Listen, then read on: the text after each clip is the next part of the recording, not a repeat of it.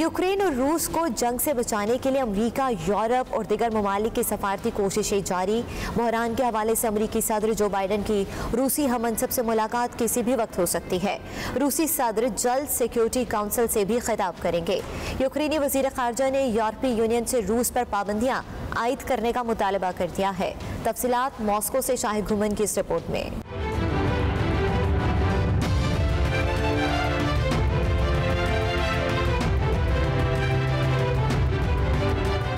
रूस और यूक्रेन के दरमियान सरहदों पर हालात बदस्तूर कशीदा। सूरत हाल को मजीद खराबी से बचाने के लिए आलमी सिफारती कोशिशें भी जारी। रूसी सदर व्लादिमीर पुतिन और अमरीकी सदर जो बाइडन के दरमियान जल्द मुलाकात का इम्कान। बहरान के हल के लिए मुलाकात कब होगी, इसका फैसला अभी तक न हो सका। रूसी तर्जुमान दिमित्री पेस्कोव का कहना है कि यूक्रेन बहरान पर अमरीकी सदर और रूसी सदर की मीटिंग का अभी तक कोई ठोस मंसूबा नहीं, लेकिन किसी भी वक्त मीटिंग कॉल की जा सकती है।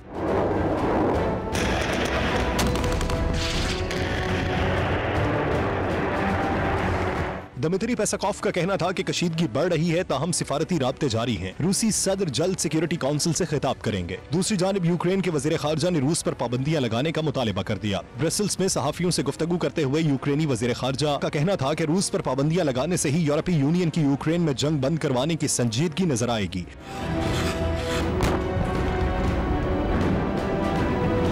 यूक्रेनी सिक्योरिटी हुकाम ने कहा कि हमारे बगैर कोई भी हमारा मसला हल नहीं कर सकता। रूसी सदर ने भी रूस अमेरिका सदूर की मुतवक्के मुलाकात की तस्दीक की है। मीडिया के मुताबिक जर्मन चांसलर ओलफ शाइल्स बहरान के हवाले से रूसी सदर से टेलीफोनिक राब्ता करेंगे। सेटेलाइट तस्वीर के मुताबिक रूस ने यूक्रेनी सरहद पर मजीद फौज तैनात कर दी है। रूस ने इल्जाम लगाया है कि यूक्रेन की जानिब से फायर किए गए एक शेल ने रूसी सरहदी चौकी को तबाह कर दिया है।